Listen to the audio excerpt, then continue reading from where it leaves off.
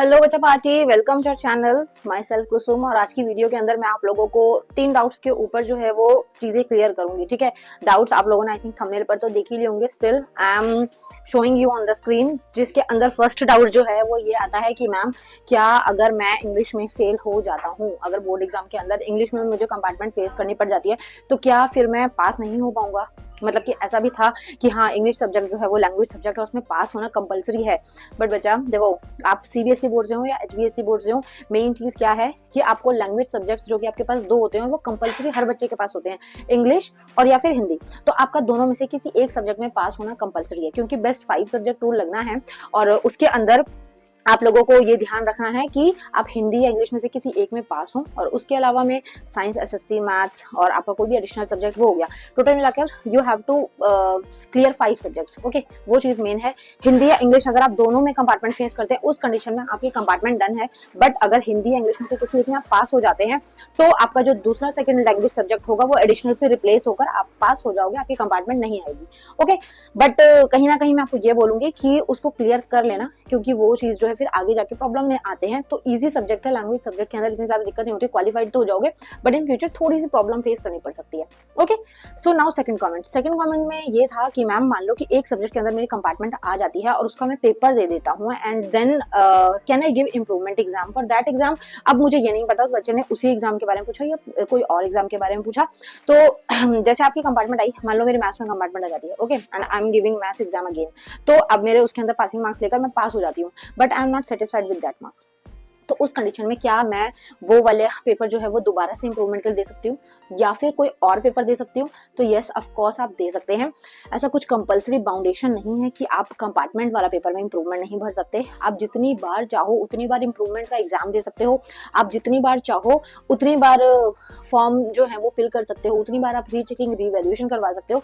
Rechecking revaluation बस उन बच्चों के लिए होता है जो पास नहीं हो पाए, इंप्रूवमेंट उन बच्चों के लिए होता है जो पास हो गए but they are not satisfied with their marks. Okay, तो ये थोड़ा सा डिफरेंस रहता है। तो आई होप ये चीज भी आपको क्लियर हो गई होगी। रही बात इंप्रूव करवाने की, तो इंप्रूवमेंट आप किसी भी सब्जेक्ट में करवा सकते हैं, कोई फर्क नहीं पड़ता आपका कौन सा सब्जेक्ट है। बस कंडीशन इज कि आप उस सब्जेक्ट में पास होने चाहिए। फेल सब्जेक्ट्स में इंप्रूवमेंट नहीं होती, वहां पर रीचेकिंग, रीवैल्यूएशन या फिर कंपार्टमेंट एग्जाम अगेन का ऑप्शन आपको मिलता है। ओके, आई होप ये चीज भी क्लियर हो गई। थर्ड कमेंट की अगर हम बात करें, थर्ड कमेंट में एक बच्चे ने मुझसे पूछा, जबकि मैंने इसके ऊपर बहुत वीडियोस बनाई हैं, कि मैम जो एडिशनल 6 सब्जेक्ट होता है उसके मार्क्स क्या नहीं जुड़ते, उसका कोई फायदा नहीं होता या उसका कोई मार्क्स मतलब नहीं रखते? तो ऐसा नहीं है, ये एक जड़ी बूटी का काम करता है।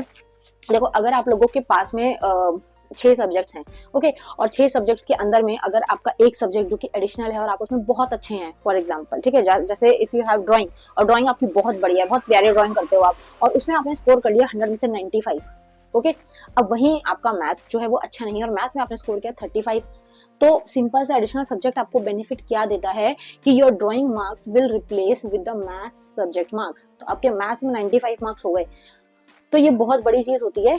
और यहाँ पर आपके मैथ्स के मार्क्स तो डीएमसी में वही शो होंगे 35, बट जो रिजल्ट होगा, जो आपकी परसेंटेज होगी, जो ढिंडोरा पीट के हम लोग अपने पड़ोसियों को, दोस्तों को, रिश्तेदारों को फोन कर करके बताते हैं ना, इतनी परसेंटेज आई, उतनी परसेंटेज बनी, वो क्रिएट होती है आपके बेस्ट 5 सब्जेक्ट्स के ऊपर। अब आप खुद सोचो, आपके 35 मार्क्स एक सब्जेक्ट में थे और वो हटा के वो 95 कर दे, तो आपकी परसेंटेज में कितना ज्यादा फर्क होगा, है ना? तो वो चीज बहुत इफेक्ट करती है।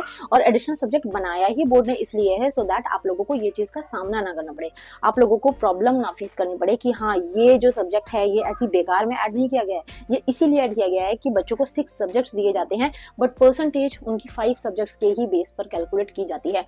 इसलिए आप लोगों ने देखा भी होगा, बोर्ड में आपकी परसेंटेज आउट ऑफ 500 होती है।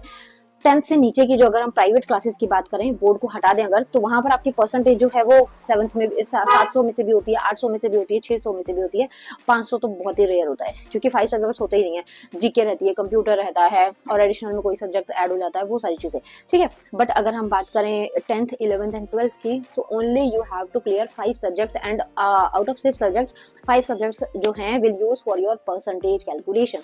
तो आई होप ये चीज आपको समझ आ गई।